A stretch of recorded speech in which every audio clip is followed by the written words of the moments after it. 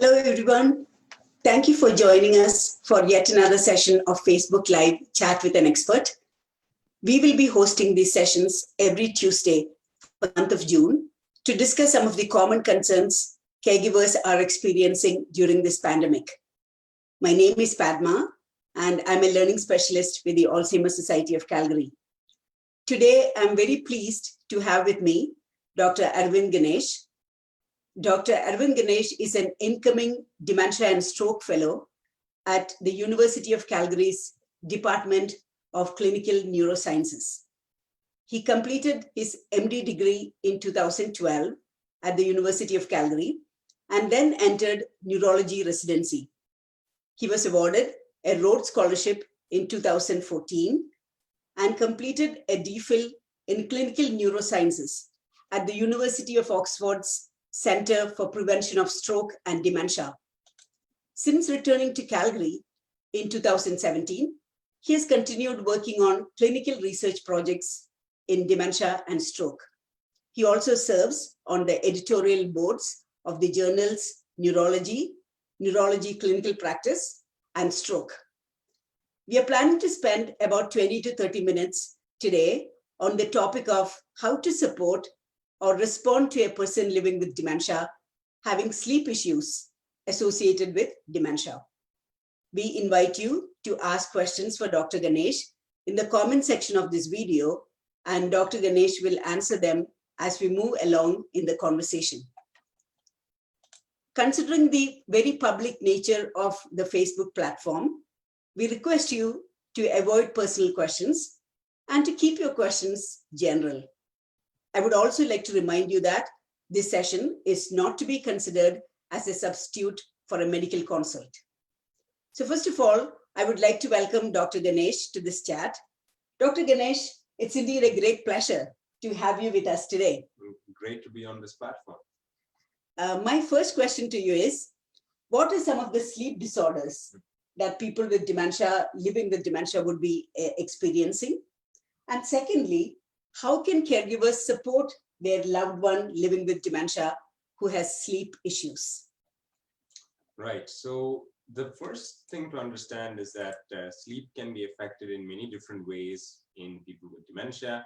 It's very easy for us to generalize from our own experiences of somebody that we're seeing with dementia, but it's important to realize that each patient's experience can be very, very different depending both on the type of dementia and also on the basis of everything else that might be going on for them. So some patients might have problems where they are sleeping too much at night, they're having difficulties waking up in the morning, they're feeling like they don't have restful sleep. And so that might lead to additional naps during the day, and accompanying that a general sense of lack of energy or lack of initiative in their daily activities. Now, somebody else might have the opposite problem where they're not able to sleep at night at all. So where they're waking up frequently, asking for different things or having different types of behaviors at night. That too, as you can imagine, can be associated with a general disruption of sleep. This person can also, during the day, look like they are quite fatigued, look like they don't have energy, and maybe seek naps during the day. So that's a good example of how two completely different things could be happening at night, and happening with this person's kind of general need for sleep or response to sleep, but they can look pretty similar to the average observer during the day. So that's one example of a problem that can happen. The other problem that can happen that we hear about often, especially as dementia progresses, is that the day-night cycle can completely change.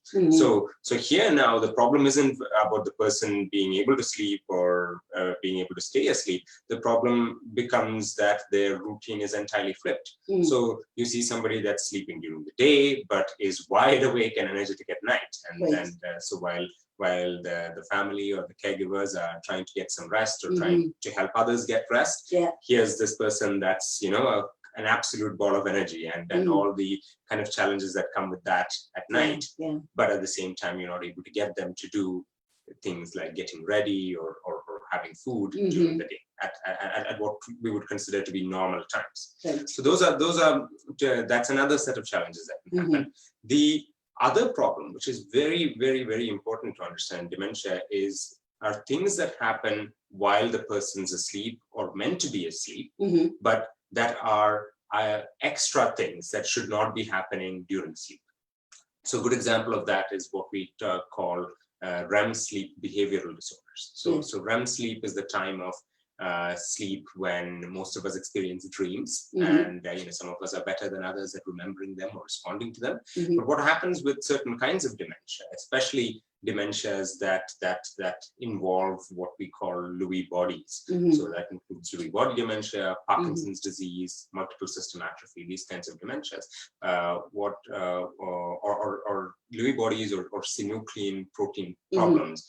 Synucleinopathies is the other thing that people might come across when they're reading about these dementias. These types of dementias, they have this very specific problem called REM sleep behavioral disorder. And what that means is that while the person's usually meant to be sleeping or dreaming, like I said, with REM sleep, these people end up actually almost enacting their dreams or having very kind of dramatic responses during sleep. Now, the reason most of us don't act out our dreams isn't because we're not seeing action during our dreams. Many of us have dreams where we're in a fight or something scary is happening, but what happens is that our body does an excellent job of keeping us paralyzed during that time. But unfortunately, say with these particular kinds of dementias that I talked about, which aren't all that uncommon, the body is no longer able to paralyze itself while the person is asleep. And so all of a sudden now I'm having a dream of fighting somebody, and gosh, I'm thrashing around in bed, and you can quickly understand how that can be a massive problem, right? So it's for the caregiver. Well, for the certainly if the person has a bed partner, it can be devastating to that relationship. The person can get hurt, or the other person can get hurt in unimaginable ways, because of course this person doesn't know what they're doing, right? And so that's one immediate problem. The other problem is also for the patient. It can be a massive challenge, because even if the person's by themselves in bed and they're having one of these vivid episodes, they can end up on the floor. They can end up smashing against the bed railings, so all of a sudden now you have another whole set of risks and harms that you have to think about that you didn't before. So that's an example of how there's so much more than just what we think about as sleep that can go wrong with sleep and dementia. The other thing too that can happen as an extra, two important other extra phenomenons to be aware of that are very important to think about when we think about sleep and dementia are breathing problems and seizures. So I'll talk about the first problem. So breathing problems are very important in a couple of different ways. One, breathing problems during sleep might be a very, very important cause of preventable dementia. Right. So I mean, in prior sessions, you've talked about things like obstructive sleep apnea when you're talking about risk factors for dementia, right? That's right. So that's important to keep in mind. There's sleep right there in the word, obstructive sleep apnea, right? So this is a problem that happens while a person's sleeping, and instead of breathing normally like the rest of us, their airway has a bit of trouble keeping itself open. And so what that means is that the level of oxygen in their bloodstream, the level of oxygen getting to their brain, all of that is compromised or messed up a little bit more than is normal. And it doesn't. You can imagine how that doesn't have to be messed up for particularly long in a sustained manner before you might start to see problems. Right. So obstructive sleep apnea that way becomes an important reversible cause of dementia. But even if it's not the main driver of dementia, you can certainly see how it could make dementia from other things like Alzheimer's disease worse, right? Because it's another aggravating factor. Right. Here's a brain that's already in trouble, and now, gosh, it's not even getting what it needs in the way of nutrients or in the way of rest at night. Right. Because obviously sleep apnea is messing up oxygenation and all of that, but it's also messing up your sleep, because if the person's not breathing for long enough, then the brain wakes them up, because they have to stay alive. So it results in extremely disrupted sleep that way as well. Okay. Can I ask us a question following this? Sure. So say a person has been diagnosed with dementia and Alzheimer's disease, and they even previously they had some sleep apnea and they still continue to have it. Yeah. So what would you suggest as an appropriate strategy for this person? Because from what you say, what I understand is, if the person continues to have sleep apnea, then their dementia is going to become worse. That's right. That's right. They already have dementia, it's going to become worse. Correct. So is there anything that the caregiver needs to do or seek medical attention for? Again, what would be the response for with the person? How would the person take it? Like if they have to be fitted with a mask and things like that, would it work? What other strategies can you provide? Right. So this proper management of sleep apnea, I think, is one of the biggest challenges of our time in terms of addressing risk factors for dementia. That's right. Because on the one hand, here we are knowing very well that this is a problem and it needs to be addressed, it needs to be fixed. But on the other hand, the options that we have, even the best options, require kind of an inordinate amount, a large amount of cooperation and understanding from the patient, right? You hit on it right away, right? You said, well, as many people may know, but we'll emphasize this, the most common way that sleep apnea is treated, the most effective way that sleep apnea is treated, obstructive sleep apnea, is using a device called CPAP, continuous positive airway pressure, which quite simply is a device that uses airflow to keep the airway open with a certain amount of positive pressure at night, right? Yeah. Now, the problem is, the patient ends up kind of looking a bit like Darth Vader. You've got this mask fitted over your face, can be tight, right, to do the job that it's meant to do, and you have to wear it essentially all night while you're sleeping. Right? Yeah. So there are immediate problems that can happen while somebody's getting started with it in terms of the fit of the mask, in terms of their ability to tolerate it, right? And people might feel that they have trouble falling asleep when they have the mask. So we're putting the mask on to help them stay asleep because of the sleep apnea, but it can interfere with sleep if the fit isn't right or if the patient isn't tolerating it. Now, if we have the good fortune of having a cooperative patient who's very aware of what's going on, then you can get very meaningful feedback from that person and work with them over the course of months or years to get the exact setting of the positive pressure right, to get the mask right, to get the actual device right, because there are, fortunately, several different types of attachments now than they were, say, 20 years ago. So we can do a better job of getting people fitted with the right device at the right setting. Yeah. But immediately, as you can imagine, the problem is that you need a person who's able to work with you on all those levels. And if you're talking about somebody that has dementia, for whom we now notice they have obstructive sleep apnea, gosh, you've got a tough problem on your hands, because because how are you going to really work with this person in an effective way to address all of these problems? Because it requires them to be aware and to monitor all of these different things, right? Even if you are lucky and this patient has a carer or caregiver or a family member that's passionate about this and wants to solve the problem, even that's going to be limited, because unless you're sitting next to this person while they're sleeping and constantly ensuring that their mask is fitted, right? Boy, you're going to have a tough time following through with these recommendations, right? So I think it's important to understand that when the time that we can probably make the most difference with something like sleep apnea is if we identify it before the person has cognitive problems, right? That's right. And it's a good reason to continue making a fuss with your bed partner. If you think they're snoring loudly or not breathing at night, continue pushing them to seek attention for that before they run into trouble, right? That's the ideal situation. But if you happen to notice this only after they start having problems, realize that it's worth giving it as good a shot as you can, but adjust your expectations, because realize that even if you're working with a completely cognitively intact person who's very passionate, even then the management of sleep apnea can be challenging. There are other options now beyond CPAP in the way of certain type of devices that you can wear at night that aren't CPAP, but are things like one-way airflow plugs for the nose and different types of mouthpieces that people can use to try and help keep the airway open. Now, as far as we know, these can do a pretty good job of keeping the airway open, but now does that translate into the same benefits of CPAP? That remains to be seen. right? Okay, and they are, I assume they are less uncomfortable for the wearer? For most wearers, it's Okay. less uncomfortable. And so that's also where the art of compromise is key in all aspects of dementia, right? As you've said many times before. And so that becomes important here as well, is understanding that, okay, if we're going to aim for CPAP, and we can't get away with CPAP, let's try one of these other appliances, these oral dental appliances, or something of that nature, that might be a halfway point somewhere. We might not be able to get around with that too, because again, some people don't like that either, but it's worth a try.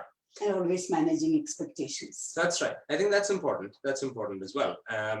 The other part, right? So the breathing, since we're talking about breathing problems, one thing to very briefly touch on is that there are certain kinds of dementia that are associated with severe breathing problems at night, that are, in a sense, worse off than obstructive sleep apnea. Those are not things that I'd expect to be solved by CPAP, for example. Okay. So, some of your frequent listeners will probably have come across multisystem atrophy before. This is a rare type of dementia, but it's an important type because it is one that's associated with a problem called stridor, or major difficulties in the upper airway at night. And that is something that, unfortunately, in a number of patients with that disease, can be fatal, because that means that they can stop breathing at night, or run into trouble breathing at night, right? And it's again something that we're beginning to understand. Maybe it also plays an important role in other types of dementia as well, right? That's right. But that's another way that sleep and dementia can interact in a very important way. I'm going to say one last thing before we move on to the next topic, which is about seizures. I mentioned that very briefly. As dementia involves the progressive loss of nerve cells and brain cells over time, right? And as more and more brain cells are lost from the surface of the brain, the cerebral cortex, what happens is that networks that are normally functioning well and making sure that things are running smoothly start to fade. Okay. And so we think that it's probably because of this kind of network loss and loss of cortex over time, that people with advanced dementias especially can start to have seizures. Right. And probably at least 1 in 10 even 1 in 10 can have seizures out of the blue for no other reason. And those become important to pay attention to, because some of them can happen at night. Yeah, so it's indicative of more increasing brain damage. Usually, of course. Again, we're talking about dementia because dementia is our core focus. But people with dementia can also have other problems like strokes, all of those kinds of things that, in and of themselves, can also complicate sleep, right? And can contribute to seizures. In fact, even among older people with dementia, stroke remains an important cause of new seizures and new sleep problems. Great. Now you talked about some other things also that can happen during the sleep. So I'm referring to agitation. Right. Agitation and having hallucinations. Sure. So that's quite common in dementia, I understand. Yes. So what do you have to, what strategies can you give around that? Right. And hallucinations are sometimes very characteristic of certain types of dementia. So visual hallucinations in particular, often being seen in people with Lewy body dementia, in people who have advancing dementia with Parkinson's disease. Visual hallucinations can be quite common. But hallucinations can also happen in people with dementia for other reasons as well. And one of the things that the Alzheimer Society has done a lot of work on is kind of educating people about dementia, but also about delirium. Right. That's right. So that the understanding that even if somebody's got a progressive cognitive disorder or a neurodegenerative problem like dementia or Alzheimer's disease, right, there can be additional medical problems that can aggravate things dramatically over a shorter period of time. So this is what we call delirium. And that can be because of infections, very commonly, medications, toxins, those kinds of things, right? Nutritional deficiencies. Right. So the one of the hallmarks of delirium is that people can start having agitation, but people can also start having visual hallucinations. So that's something that can definitely happen in delirium. So if you've gotten used to a certain kind of behavior or set of behaviors from your loved one with dementia, and then you start noticing that, gosh, they seem to be responding to something that I can't see or others can't see, then rather than immediately attributing it to dementia, it's helpful to take a step back, have a conversation with the medical providers and the medical team about this new behavior, because that might be the dementia, because certain kinds of features can evolve over time, but that might also be something reversible. That's important to understand. The other part that's important is that there can be other things that generally come with age, right? Even independent of delirium, things that come with age that can contribute to hallucinations over time in people with dementia. Right? That's interesting. So one of the things that's quite interesting, and in fact has been featured in certain cinemas and TV shows, is this phenomenon called the Charles Bonnet syndrome, right? Which is where over time somebody loses their vision, right? Often because of something wrong with their eyes, not their brain. So things like advanced cataracts, severe retinopathy, those kinds of problems. So diseases of the retina or the optic nerves, those kinds of things inside the eyes, which we don't think of as being connected to the brain. But of course, as one of my favorite neurologists always says, the back of the eye is the front of the brain, right? So it's very hard to imagine something that affects your eyes that won't end up messing you up at some level in the brain. And so of course the brain relies on the input from the eyes to make sense of the world, and when that input starts to fail or not do its job well, like I talked about with all these eye problems, then what can happen is that the person's brain can start generating hallucinations where there never were hallucinations before. So this is why it's a popular topic for certain types of media, like I said, because people can have very, very elaborate scenes that they see. People can have cartoon characters that they see, all these kinds of things, right? Which we sometimes talk about with dementia and brain problems, right? But the source of this in this case is actually the brain not having input from the eyes. Yeah. And this is also where it connects quite nicely with this concept that we also try to teach healthcare providers and also carers about how to prevent delirium and deal with delirium, which is that if you've got somebody that has sensory problems like difficulty seeing or difficulty hearing, make sure that they're well equipped in terms of ability to see, hearing aids, all of those kinds of things, large signs, everything of that nature, right? Because guess what? This is what happens if all of that gets taken away. Even in the absence of any other illness, even in the absence of any other problems, all these additional behaviors and problems get started. That's very, very wonderful and helpful advice, I should say, because when a family is dealing with dementia, then the caregivers tend to focus more on the dementia, and sometimes, it's possible that the person is not getting their vision checked periodically as they should, or their hearing checked periodically as they should. So this again, it reinforces the concept that a person with dementia can also have other medical issues related to aging or otherwise, and they need to be followed up. Well, in fact, here's another way to look at it too, which is that unfortunately for a lot of dementia, there's little that we can do about the underlying dementia process itself. That's true. But thank goodness there's plenty that we can do about all that other stuff that comes with age, that we've gotten better with time, and all those other diseases that can interfere with dementia over time. So that's perhaps the even more important reason for thinking about all that other stuff, because a lot of the time we can do something about that.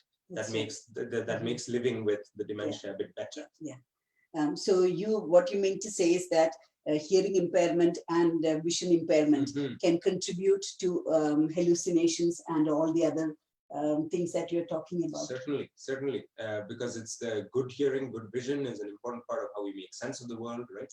And if we don't have those facilities anymore, it becomes pretty difficult to make sense of the world. So even though it might appear as a new task, an additional task for the caregiver to get the vision and hearing tested for that person, there is still a lot of value in doing that. There is. It might be making your life and their life better in unexpected ways.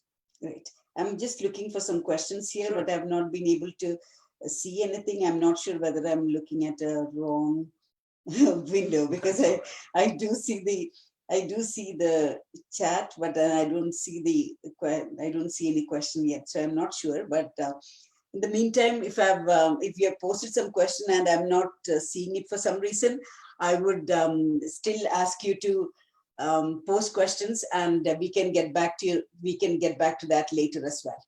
Question yet, so I'm not sure, but yeah. So this is what happens when we do that. You know, we have to make it mute, and that can. That is difficult. Yeah. That's all right. Yeah. So there's this. Yeah. That's all right. Yeah, okay. so that's I can see the challenge. Yeah, there. that is why. That's why. So okay, so I'm not able to see that. But unfortunately, you closed the That's all right. That's you closed my Facebook as well. So if you're wondering, why is this doctor sitting next to me in the same room? Why we are not following safe distance? He happens to be my son as well.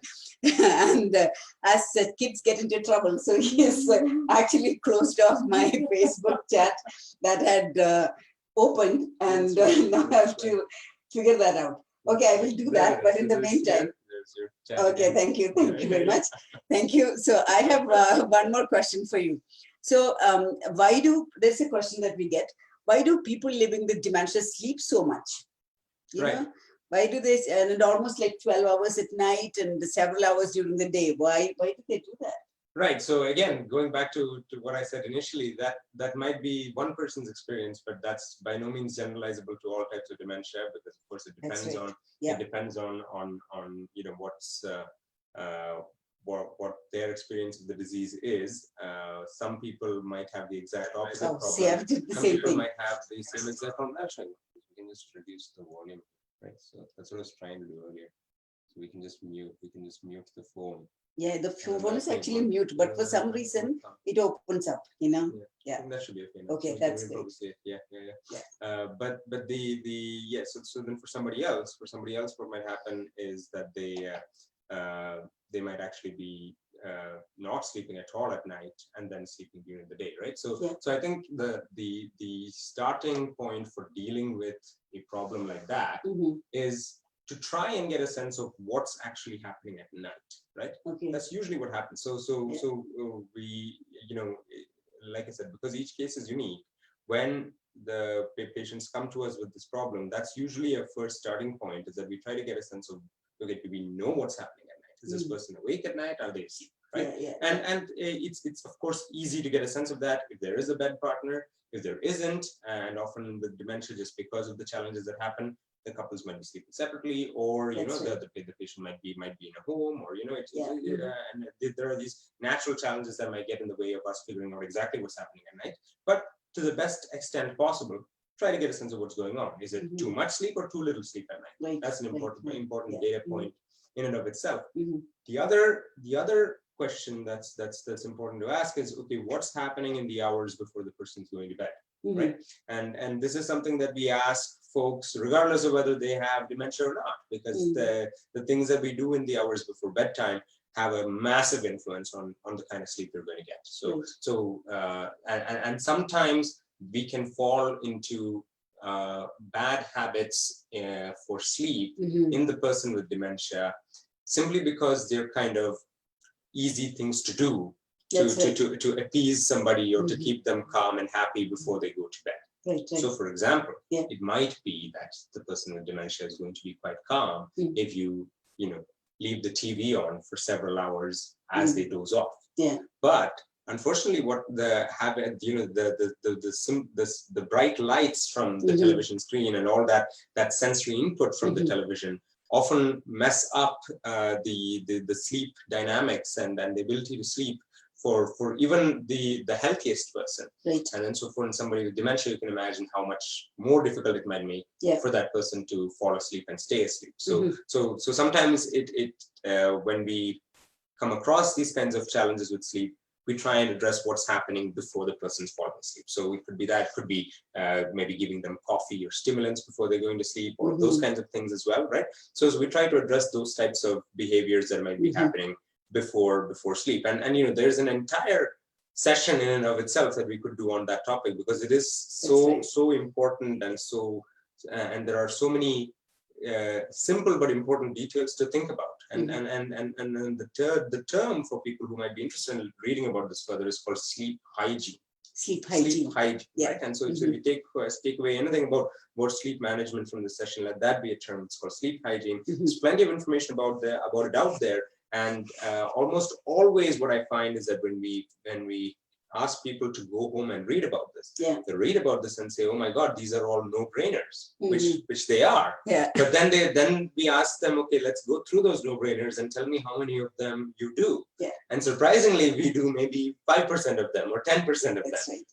because they're all kind of lessons, general lessons about having good sleep that are actually very difficult to implement. So being stricter about that in somebody that's having sleep problems might make a ton of difference in making sure that they get restful sleep. Yeah. So now the next question is, okay, if you do all of this and you realize, gosh, this person's sleeping really well, right? Or they seem to be sleeping really well, but yet they're very sleepy and sleeping all the time throughout the day. So now you got to ask yourself, okay, is there something about that sleep that isn't restful?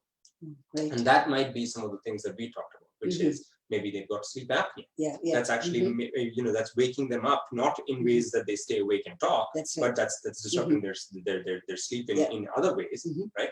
That could be important. The other thing that might be happening is maybe just a general fragmentation of sleep from having to wake up in the middle of the night to go and urinate, which is something that a lot of people do. Yeah. But understanding that is important too, right? Yeah. And why it might be more difficult for that person to then fall asleep, which again ties into all the sleep hygiene factors that might be present right then and there, right?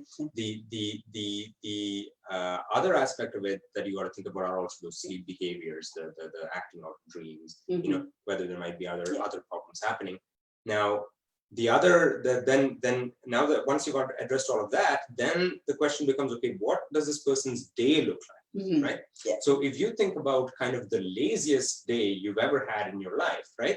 I bet you it involved a ton of sleep, right?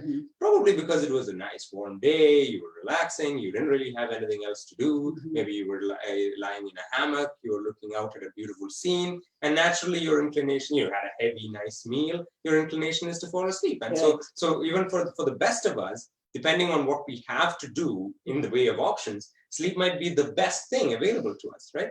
And unfortunately, right, as the COVID crisis has shown, right, the lives of our elderly in homes and in care homes and facilities, sometimes the best thing you can do is just fall asleep, right?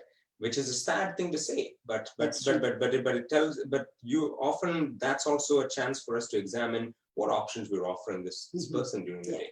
What in the form of activities? Activities, and again, many places have a list of activities. But you and I will take a look at those activities and we'll say, oh God, I'd have to be really, really far gone before I find any of those activities enjoyable, right? So it's important for us to also, understand the person, right? Yeah. Ask those questions which you always bring up, right, when you talk about dementia, which is, what does this person like to do? What did they like to do before they went into the facility? Because guess what? Just because you're in a facility doesn't mean that they've had a dramatic change of what kind of activities they find enjoyable. Maybe sitting around and playing bridge is the most boring thing in life for them, right? So you have to try and figure out what is something interesting for them, something engaging for them, right? And it's definitely easier said than done, but sometimes putting in that extra effort can give this person some incentive to take a bigger role in their day and in their daily. That's a very good answer. So one thing that we are aware of is because of the COVID again. Yeah. These activities are not, the group activities are not happening anymore. Sure. The person is more confined to their room, and they so all the opportunities for being active during the day in the form of activities that are provided in a care home, there could be some that could be compromised. There are fewer opportunities to engage in activities. But for someone who is living at home, maybe the caregiver has more in their control, right? And they can try and keep the day active for that person. So in that kind of a scenario, I would like to ask another question. Would you consider depression as a cause for this person having that severe lack of energy? They're getting good night's sleep, they are sleeping well, but despite that, during the day, the person is very always in bed and having no energy at all. Yeah. So is there any value in getting a person diagnosed, living with dementia, followed up for depression? and what is the current practice in terms of treatment, right? Right. For treating depression in dementia. Absolutely, and that is a huge factor as well in thinking about sleep in general, even in people without dementia, but especially for sleep in dementia. And I'm glad we transitioned to that, because we talked about the interplay between dementia and sleep, but then the interplay between sleep and mind and mental health, and then mental health and dementia, right? As you know, is kind of its own huge vast topic. That's right. But it's important to address that here. Because we have only 5 minutes, unfortunately. So, no problem. So I think it's a good way to end, because it might builds up towards other people that you're planning to bring on to talk about these problems. That's right. And I think that goes to understanding what this person's like when they're awake. Right? That's when you get the best sense of what their mood is like. Having a conversation about whether they find activities that they used to do before that are still available to them enjoyable. So, and that becomes a very important question to ask. That's true. Simply asking, are you sad, doesn't often cut it, because sometimes people don't experience that. They're not necessarily cheerful. A lot of the time people with dementia and depression are not thinking about harming themselves, but they've lost that sense of joy or meaning that they get from the regular activities. And then sometimes, because insight might be affected, they might not know about this, but then you might look at all the other kind of manifestations of depression, which is level of energy, level of appetite, level of sleep, which can be increased or decreased, important to understand, depending on the type of depression. And then it can also be certain kinds of feelings of guilt and worthlessness that this person is describing, right? Worsening issues with concentration, slowing down of activity in general, or dramatic agitation. So this constellation of things should make you think, maybe there might be a mental health kind of diagnosis lurking behind that we can then address, because that can help improve things and sleep and life in general. Just one very quick question, because I've read in some articles and heard some doctors say that there is just no value in treating depression and dementia, because the brain is already, the depression can be a consequence of dementia. It's happening because of that. Right. What is your opinion about that? Well, I mean, I think that's reflective of a general problem in dementia care, which we talk about as a therapeutic nihilism. Right. So, which is that, simply speaking, it's a tendency for us to be dismissive of anything that we can do as physicians for somebody with dementia, because the core problem, dementia, comes across as unsolvable, right? But that's not hopefully what we've tried to talk about a little bit today is that just because the core issue is unsolvable doesn't mean that all the other things that feed into it are unsolvable. And sometimes that's solving those or addressing those is the best thing that we can do for this person. That's a very good conclusion for our chat today, because that is, again, reinforcing to the caregivers how important it is to remember that just like all of us, the person living with dementia can also have a headache, they can have a toothache, they can have all the medical issues that we have as well. And there is value in actually getting those followed up. For the lack of time, there is no more question here. So I think we have covered all the major questions that we have received in the past. So I think that time it's a very good opportunity to conclude now. First of all, I would like to thank you for joining us, everyone for joining us today, and special thanks to you, Dr. Ganesh, for graciously sharing your precious time and expert knowledge with us. And here's a big thank you from all of us from the Alzheimer Society of Calgary. And it's been a great pleasure to chat with you this morning. Please join us next Tuesday at the same time for a chat with Dr. Della Seitz on another topic which is very important as well, caregiver stress. In the meantime, feel free to call us at 403-290-0110 to speak to a social worker one-on-one, or send us an email at info@alzheimercalgary.ca. If you like this video, then I would encourage you to like and share the video and follow the Alzheimer Society of Calgary Facebook page for more videos in the future. So looking forward to seeing you all again next Tuesday. That's all from us. Thank you all. Have a great day.